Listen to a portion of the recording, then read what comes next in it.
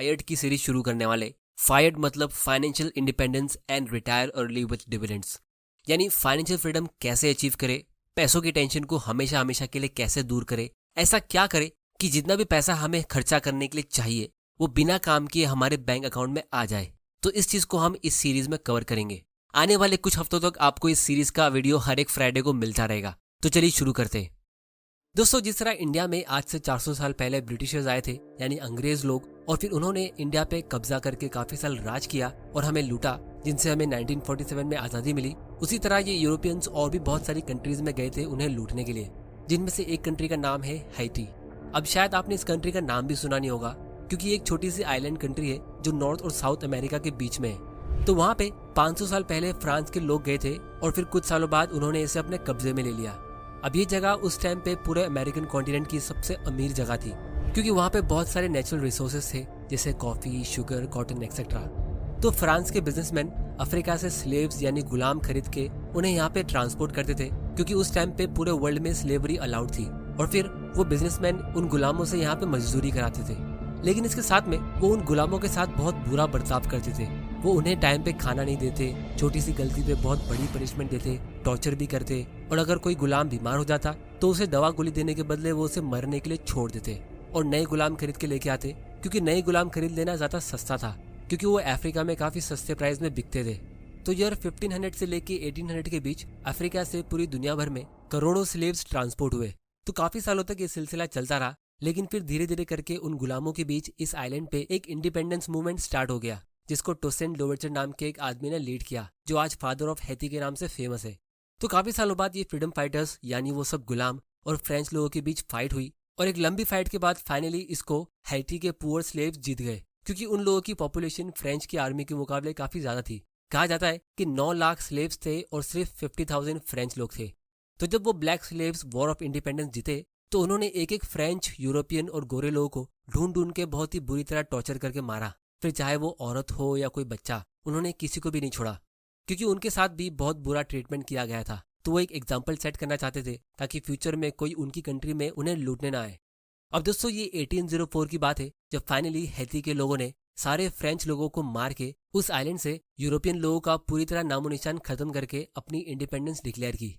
अब दोस्तों, आप लोग सोच रहे होंगे कि मैं आप लोगों को इस कंट्री की हिस्ट्री और उनके इंडिपेंडेंस के बारे में क्यों बता रहा हूँ, इसमें हमारे लिए इतना इंपॉर्टेंट क्या है।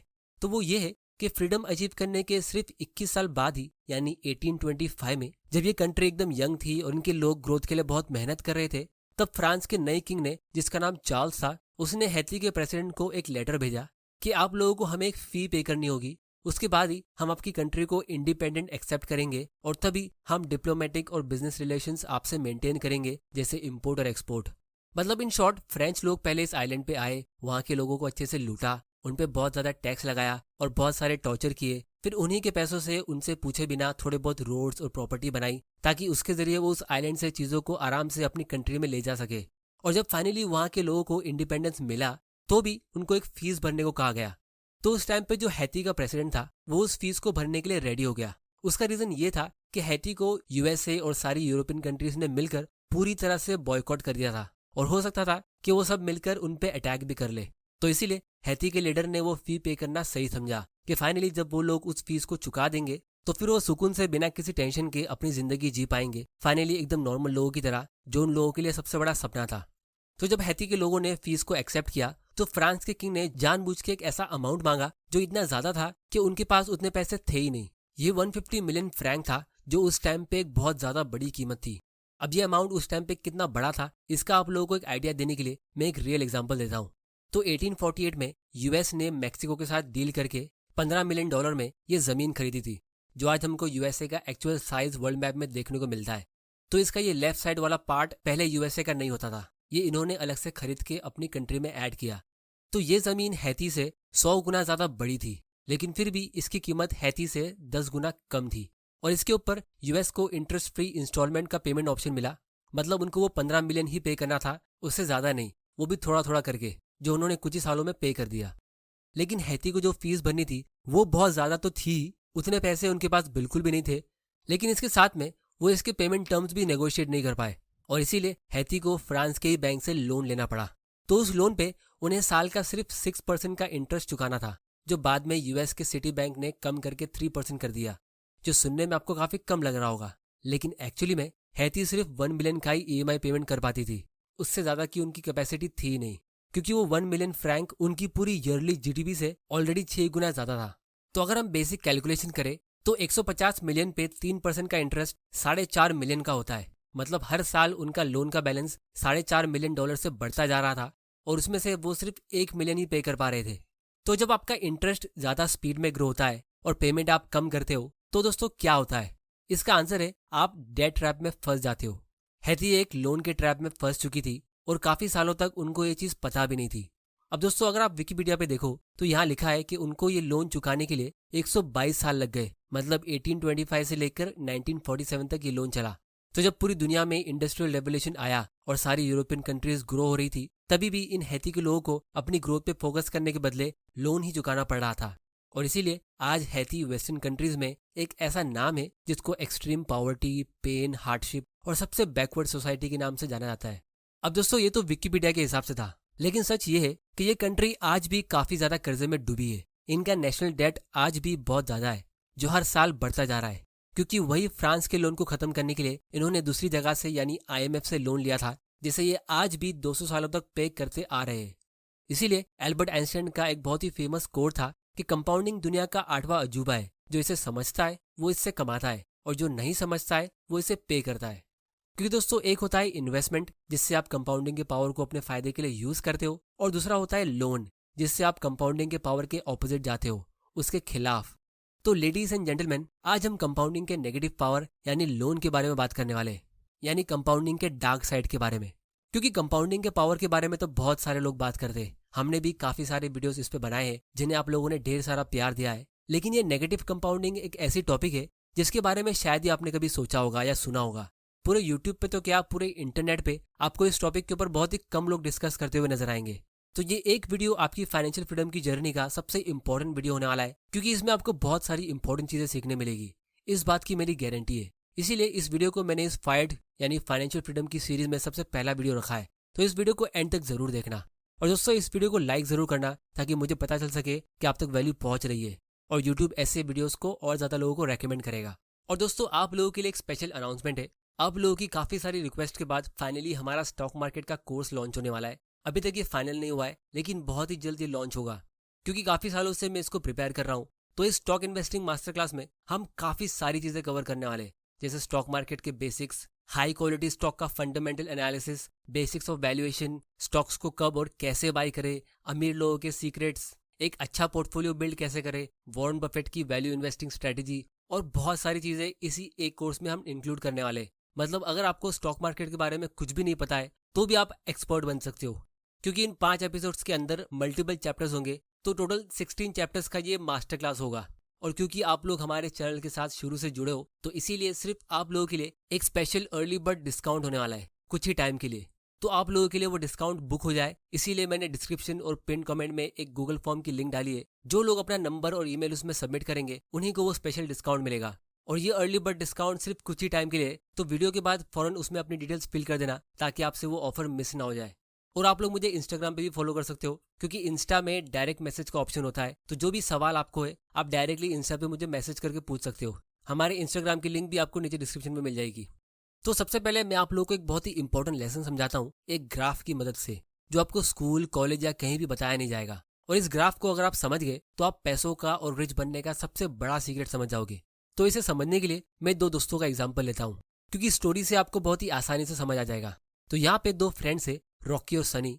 मान लो दोनों कॉलेज से ग्रेजुएट होके अपना करियर शुरू करते, उनको न्यू जॉब मिलती है और मंथली सैलरी भी। अभी फिलहाल इनके ऊपर कोई भी लोन नहीं है और इन्होंने कोई भी इन्वेस्टमेंट नहीं किया है, तो इसीलिए इनकी नेटवर्थ अभी फिलहाल 0 है। तो एक तरफ रॉकी अपनी सैलरी सेव करके इन्वेस्ट करता है, जिसकी वजह से उसकी नेटवर्थ यानी दौलत बढ़ती रहती है और उसकी नेटवर्थ का ग्राफ ऊपर जाता है। और इसीलिए वो सैलरी के अलावा भी पैसे अर्न करता है इन्वेस्टिंग से। जैसे स्टॉक से हमें डिविडेंड इनकम मिलती है, जिसे हम पैसिव इनकम कहते हैं। फिर बीच में वो कोई एक्सपेंस कर लेता है, जैसे घर खरीद लेता है या फिर कोई कार, जिससे उसकी वेल्थ थोड़ी कम होती है। लेकिन फिर वो वापस से सेविंग्स और इन्वेस्टिंग करता है, तो उसका ग्राफ ऊपर जाता रहता है। और इसी तरह कुछ सालों बाद धीरे धीरे करके कंपाउंडिंग के पावर से रॉकी के पोर्टफोलियो का ग्राफ इतना ऊपर चला जाता है कि वो फाइनेंशियल फ्रीडम अचीव कर लेता है। क्योंकि उसकी पैसिव इनकम यानी ऐसी इनकम जो उसे बिना काम किए मिलती है वो सैलरी से ज़्यादा हो जाती है और इसीलिए पैसा अब उसके लिए काम कर रहा है और उसे पैसों की टेंशन लेने की ज़रूरत ही नहीं है, जो अल्टीमेटली रिच लोगों का सीक्रेट होता है कि make money work for you. तो ये एक क्लासिक एग्जाम्पल है कि किस तरह अमीर लोग अमीर बनते हैं और फिर फाइनेंशियल फ्रीडम अचीव करने के बाद वो और अमीर बनते रहते हैं। लेकिन दूसरी तरफ सनी जब अपनी पहली जॉब से सैलरी अर्न करता है तो उसे तो वो पूरा खर्चा कर ही देता है, लेकिन उसके साथ में वो एक लोन भी ले लेता है, जैसे 10 लाख रुपए का कार लोन, और इसीलिए उसकी नेटवर्थ अब माइनस यानी नेगेटिव में हो जाती है। क्योंकि जिस इंसान के पास अगर 10 लाख रुपए सेव करके इन्वेस्ट किए होते तो उसकी नेटवर्थ 10 लाख रुपए की प्लस में होगी। जैसे मॉर्गन हाउसल ने इस बुक में कहा था कि wealth is what you don't spend. लेकिन जिस इंसान के पास कोई भी पैसे नहीं है और फिर भी वो कुछ पैसे लोन पे लेके उसे खर्चा कर देता है तो उसकी नेटवर्थ नेगेटिव में होती है। जैसे हमारी स्टोरी में सनी की दौलत 10 लाख रुपीस नेगेटिव में हो गई कार लोन की वजह से। तो जब वो काफी सालों बाद इस लोन को चुका देता है तो उसकी नेटवर्थ नेगेटिव से 0 पे आती है। लेकिन उसके बाद वो फौरन दूसरा लोन ले लेता है, क्योंकि आजकल सोसाइटी में लोन को इतना ज्यादा प्रमोट किया जा रहा है कि उसे लगता है कि ये बिल्कुल नॉर्मल चीज है। और इसी तरह वो अपने लाइट और ग्रोसरी के बिल्स के साथ लाइफ टाइम तक लोन की EMI पे करता रहता है, जिससे वो अपनी लाइफ टाइम में कुछ भी वेल्थ क्रिएट नहीं कर पाता है। और जब वो रिटायर होता है तो उसे अपने बच्चों पर डिपेंडेंट होना पड़ता है फाइनेंशियल सपोर्ट के लिए। और ये एक टिपिकल पुअर माइंडसेट होता है कि work for money until you die. अब दोस्तों, अगर आप अपने आसपास देखोगे तो आपको मेजोरिटी लोग ऐसे ही मिलेंगे जो लाइफ टाइम तक काम करते रहते या फिर किसी पर डिपेंडेंट हो जाते। तो बिना फाइनेंशियल लिटरेसी के सबका यही हाल होता है। अब दोस्तों, अगर मैं पर्सनली अपनी लाइफ की बात करूं तो मेरे हिसाब से मेरी फाइनेंशियल फ्रीडम की जर्नी में 50% सक्सेस मुझे तभी मिल गई थी जब मैंने इस लोन के डेंजरस इफेक्ट को अच्छे से समझ लिया था। और इसीलिए ये वीडियो आपकी फाइनेंशियल फ्रीडम की जर्नी में सबसे इंपॉर्टेंट है, क्योंकि लोन का सोसाइटी में, कंट्री में या हमारी पर्सनल लाइफ में कोई भी यूजफुलनेस है ही नहीं। इससे बस पुअर लोगों का नुकसान होता है और रिच लोग और अमीर बनते रहते हैं। और कभी कभी ये नेगेटिव कंपाउंडिंग आपकी लाइफ को डिस्ट्रॉय भी कर सकता है। ये चीज अब मैं आप लोगों को हर एक डिफरेंट सिनेरियो से प्रूव करके दिखाता हूँ। जैसे अगर हम पर्सनल लेवल की बात करें कि लोन हमें पर्सनली कितना काम आता है, तो इसे हम एक इंटरेस्टिंग स्टोरी से समझते हैं। तो मान लो एक गाँव है, वहाँ पे 2 छोटी फैमिलीज रहती है, एक रॉकी की फैमिली और दूसरी सनी की फैमिली। दोनों के पास एक फार्म हाउस है, एक अच्छी जमीन है जहाँ वो खेती करते हैं और फसल उगाते हैं। तो ये लोग जितनी भी फार्मिंग करते और उससे उनके पास जितने भी वेजिटेबल और फ्रूट्स ग्रो होते तो उसे वो खुद कंज्यूम कर लेते और अपनी लाइफ को आराम से और हैप्पीली जीते। तो काफी जनरेशन से इनके डैडी और इनके ग्रैंड पेरेंट्स अपने ही खेत में फसल उगा के अपने खाने पीने का बंदोबस्त करते और इसी तरह सदियों से ये लोग अपनी लाइफ को एंजॉय कर रहे थे। लेकिन इस जनरेशन में हुआ ये कि रॉकी ने इंटरनेट में सर्च करके ये पता लगाया कि कैसे वो एग्रीकल्चर के लिए अच्छी टेक्निक यूज कर सकता है जिससे उसको ज्यादा फसल मिलेगी कम मेहनत करके। तो अब ये रॉकी की फैमिली इंटरनेट की मदद से न्यू टेक्नोलॉजी यूज करके ज्यादा फ्रूट्स और वेजिटेबल ग्रो करती है, जिसे वो मार्केट में जाके सेल करती है। तो दोस्तों, आप लोग मुझे बताओ इस केस में लॉन्ग टर्म में क्या होगा। इसका आंसर ये है कि लॉन्ग टर्म में ये फैमिली अमीर हो जाएगी, क्योंकि अमीर बनने का फंडामेंटल रूल ये है कि produce more than you consume, यानी जितना आप खर्चा कर रहे हो उससे ज्यादा आप कमा रहे हो। लेकिन दूसरी तरफ सनी की फैमिली इंटरनेट पे टेक्नोलॉजी के वीडियोस देखने के बदले प्रैंक और कॉमेडी वीडियोस देखने लग गई और इसीलिए वो दिन रात ऐसे वीडियोस देख देख के आलसी हो गए। अब इनके पास जमीन तो है लेकिन ये मेहनत नहीं करते, या फिर इनके पास स्किल्स नहीं है फार्मिंग करके फसल उगाने के लिए। तो अगर अब ये लोग बाहर जाके लोगों से हेल्प मांगेंगे तो इन्हें 2 टाइप के लोग मिलेंगे। सबसे पहले तो वो जो इनके फ्रेंड्स होंगे जो इक्विटी इन्वेस्टर बनके यानी पार्टनर बनके इनकी हेल्प करेंगे। जैसे रॉकी एक इन्वेस्टर बन के आएगा और वो कहेगा कि मैं आप लोगों को टेक्निक सिखाऊंगा कि कैसे आप कम टाइम में कम मेहनत से अच्छी फसल उगा सकते हो और फिर आने वाले 3 साल तक आप लोग मुझे अपना 20% प्रॉफिट देना। या फिर दूसरे टाइप के लोग रिच लोग होंगे जो इनको लोन देंगे कि हम आपको डायरेक्टली 10 लाख रुपीस का लोन देंगे, ये पैसे हम आपके हाथ में दे देंगे और इस तरह हम आपकी मदद कर रहे हैं। बस अगर आप लोन टाइम पे नहीं पे कर पाओगे तो आपकी जमीन को हमें एज अ सिक्योरिटी गिरवी लेना होगा।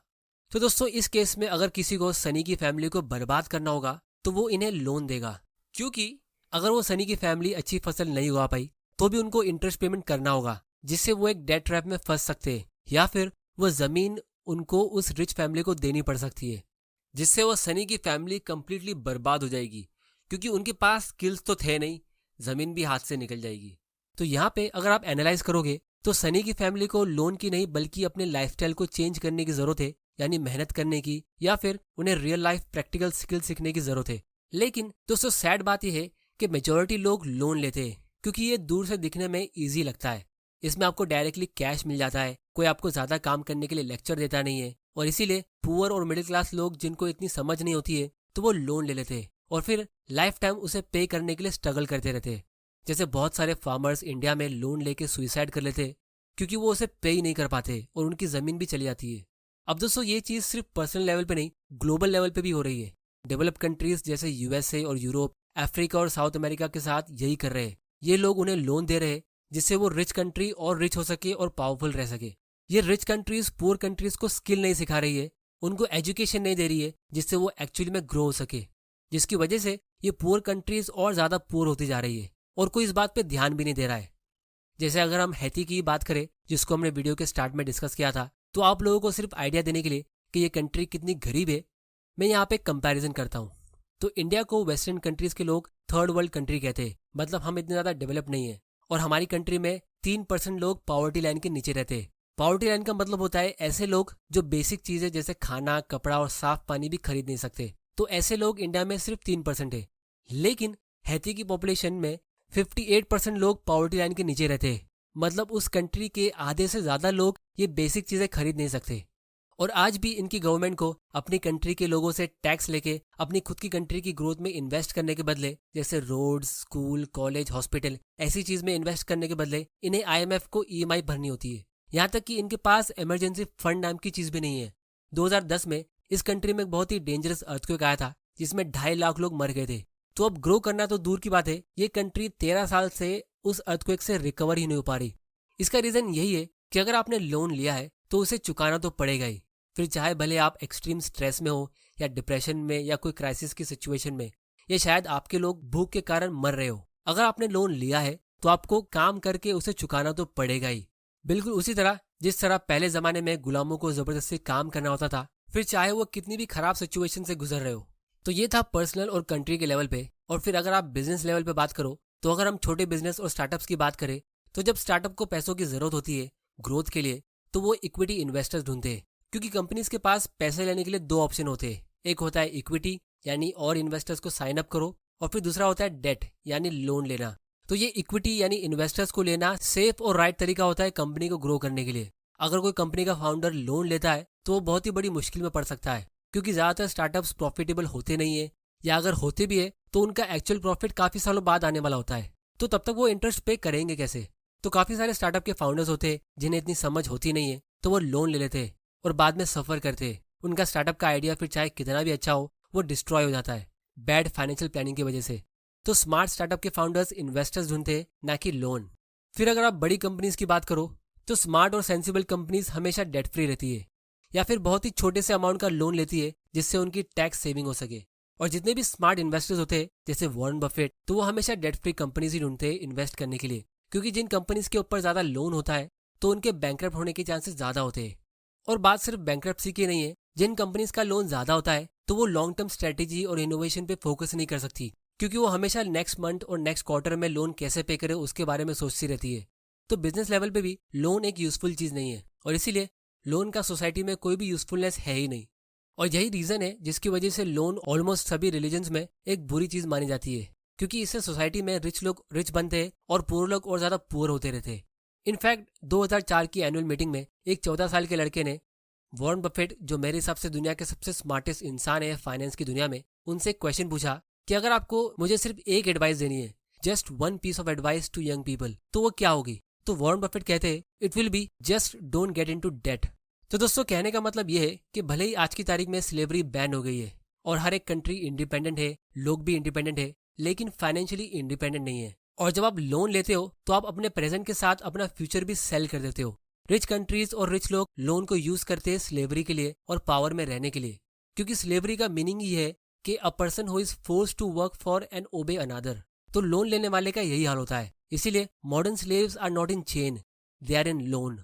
डेव रैमसी, जो एक बहुत ही पॉपुलर फाइनेंस गुरु है, इस बुक के ऑथर भी है, वो कहते हैं कि लोन लेने से आपकी लाइफ का डायरेक्शन ही बदल जाता है। आपको लगता होगा कि आप वो चीज जैसे कार या कोई चीज खरीद लेते हो और आप उसके ओनर बन जाते हो, लेकिन एक्चुअली में आपके टाइम का कोई और ओनर बन गया है। क्योंकि जिस तरह मैंने पावर ऑफ कंपाउंडिंग के वीडियो में एक्सप्लेन किया था कि एक हाथी इतना पावरफुल होने के बाद भी जो एक झटके में किसी मजबूत पेड़ को जड़ से उखाड़ सकता है, वो अक्सर एक छोटी सी चेन में बंधे होते हैं। इसका रीजन ये होता है कि जब वो छोटे होते तब वो उसे तोड़ने का ट्राई करते, लेकिन वो इसे नहीं तोड़ पाते। तो कुछ टाइम बाद वो इस बात को एक्सेप्ट कर लेते कि वो इससे बच के नहीं भाग सकते। और फिर जब वो हाथी बड़े होते तो वो कभी भी भागने का ट्राई करते ही नहीं है, क्योंकि वो बात उन्होंने दिल से एक्सेप्ट कर ली होती है कि वो यहाँ से बच के भाग सकते ही नहीं है। तो इसी तरह जब कोई अपनी वेल्थ क्रिएशन की जर्नी में यहाँ माइनस पे होता है तो फिर वो अक्सर होपलेस हो जाता है, बिल्कुल ना उम्मीद, कि वो अमीर तो कभी बन ही नहीं पाएगा, फाइनेंशियल फ्रीडम उसके लिए एक सपना ही रह जाएगा। और दोस्तों, मैं नहीं चाहता कि आप में से कोई भी ऐसी सिचुएशन में आए। इसीलिए दोस्तों, इस चैनल के जरिए मेरा गोल सिर्फ स्टॉक की टिप्स देना, फिर कोर्स बेच के अपना जेब भरना नहीं है। मेरा गोल ये है कि मैं आप लोगों की फाइनेंशियल फ्रीडम की जर्नी में एक्चुअली में हेल्प करूं। और इसीलिए ये एक ऐसी टॉपिक है जिसके बारे में पूरे यूट्यूब पे कोई बात करता हुआ आपको दिखेगा नहीं, लेकिन ये एक बहुत ही इंपॉर्टेंट टॉपिक है जिसे आपको अच्छे से समझना है। तो अगर मैं अपने बच्चों को सिर्फ एक फाइनेंशियल एडवाइस दूंगा तो वो भी यही होगी जो बेंजामिन फ्रैंकलिन ने दी थी, कि रात को भूखे सो जाना लेकिन कभी सुबह कर्जे में मत उठना। क्योंकि अगर आपने लोन को अवॉइड कर लिया तो आप फाइनेंशियल फ्रीडम के गेम में पहले ही बहुत आगे निकल जाते हो। आप ठंडे दिमाग से लॉन्ग टर्म के लिए अच्छे फैसले ले पाओगे अपने करियर और अपनी लाइफ के लिए, ना कि जल्दबाजी में कोई गलत फैसला लोगे कि चलो पहले ये जॉब कर लेते हैं क्योंकि मुझे EMI पे करनी है, फिर आगे का बाद में सोच लेंगे। और आपकी क्वालिटी ऑफ लाइफ भी काफ़ी ज़्यादा इंप्रूव हो जाएगी सिर्फ इस एक फैसले से। तो दोस्तों, ये था हमारा फाइनेंशियल फ्रीडम की सीरीज का पहला वीडियो। नेक्स्ट वीडियो में हम फायर्ड और दूसरे फाइनेंशियल फ्रीडम के कॉन्सेप्ट्स को डिटेल में समझेंगे। और दोस्तों, स्टॉक इन्वेस्टिंग मास्टर क्लास की link special early bird discount के लिए नीचे डिस्क्रिप्शन में है, उसमें अपनी डिटेल्स फिल करना मत भूल जाना, क्योंकि वो ऑफर हमने थोड़े टाइम के लिए रखा है, सिर्फ हमारे पुराने सब्सक्राइबर्स के लिए जो काफ़ी टाइम से हमारे कोर्स का वेट कर रहे हैं।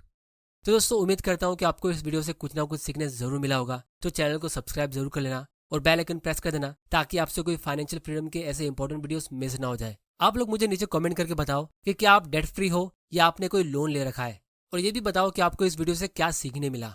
और इस वीडियो को शेयर करो अपने फ्रेंड्स और फैमिली मेंबर के साथ, ताकि उनको भी इस कंपाउंडिंग के नेगेटिव पावर के बारे में सीखने मिले। वीडियो पसंद आया तो इसे लाइक करो, नहीं पसंद आया तो डिसलाइक करो। आपका वैल्यूएबल टाइम देने के लिए thank you and good bye.